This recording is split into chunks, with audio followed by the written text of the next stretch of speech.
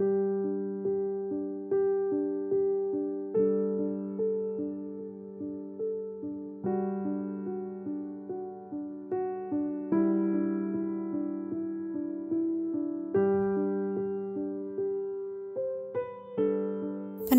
Saat Teduh Gereja Kristen Jakarta, Jumat 26 September 2025 dengan tema Memberi Bantuan Primer. Firman Tuhan terambil dari 1 Yohanes 3 ayat 16-17 berkata demikian. Demikianlah kita ketahui kasih Kristus, yaitu bahwa Ia telah menyerahkan nyawanya untuk kita. Jadi kita pun wajib menyerahkan nyawa kita untuk saudara-saudara kita. Barang siapa mempunyai harta duniawi dan melihat saudaranya menderita kekurangan tetapi menutup pintu hatinya terhadap saudaranya itu, bagaimanakah kasih Allah dapat tetap di dalam dirinya?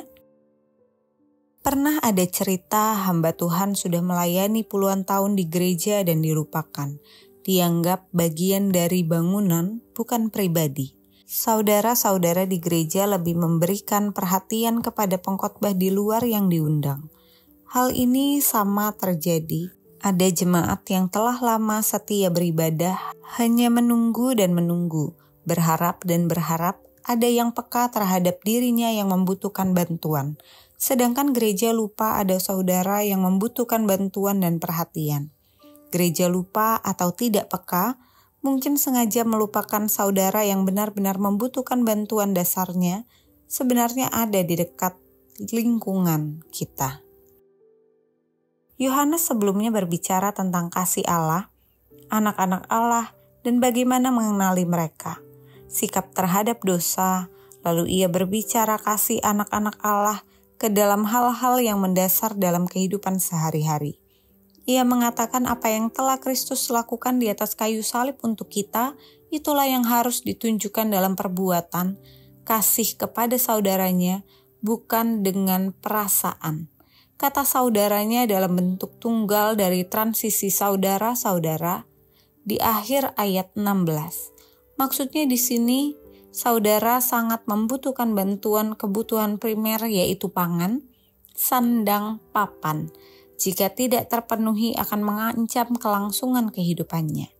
Contoh kontras yang telah Tuhan Yesus lakukan yaitu kerelaan menyerahkan nyawanya dibandingkan dengan orang yang tidak rela menyerahkan sebagian harta bendanya demi saudaranya. Dikatakan melihat saudaranya menderita kekurangan, dalam arti melihat kebutuhan saudaranya lalu menutup matanya. Kata kebutuhan mengacu pada sumber daya yang dibutuhkan untuk mempertahankan hidup di dalam dunia ini, yaitu sarana penghidupan seseorang, seperti hal-hal dasar yang diperlukan untuk hidup. Dan kata melihat di sini bukan pandangan tergesa-gesa dan sesaat, tetapi kebutuhan saudara tersebut telah terlihat selama kurun waktu yang lama, yaitu melihat dengan seksama, penuh perhatian, ada pengamatan yang terus-menerus terhadap saudaranya. Ia menutup hatinya terhadap penderitaan saudaranya, tidak memberi bantuan kebutuhan saudaranya. Dia telah gagal menunjukkan belas kasihan. Kata menutup hatinya mengacu pada respon khusus terhadap apa yang dia amati, seperti menutup pintu dan menguncinya. Mengeraskan hati, menutup isi perutnya, menggambarkan pendiriannya yang disengaja menghalangi dirinya bergerak, bertindak simpatik, tidak mengalir kepada saudaranya. Janganlah berdiam diri, menutup hati terhadap saudara Anda dan saudara seiman yang membutuhkan bantuan primer. Bertindaklah dan melakukannya sekarang. Karena tindakan Anda menunjukkan kasih Tuhan Yesus, bantuan Anda kepada saudara yang membutuhkan dapat memberitahu orang lain tentang kebaikan Tuhan Yesus. Tuhan mau memakai melalui sarana yang Anda miliki untuk memenuhi kebutuhan primer saudara lain. Anda yang mengaku mengasihi Kristus, pasti juga mengasihi saudara-saudara dalam Kristus, sebagai bukti nyata dari kesungguhan melakukan segala perintah Kristus. Kristus telah mengasihi Anda. Itulah tandanya Anda adalah anak-anak Allah. Kasih yang hebat ini memberikan Anda tanggung jawab untuk memperhatikan kebutuhan saudara lain. Kasih Kristen adalah kasih yang memberi kepada mereka yang membutuhkan dan selama kita masih memiliki.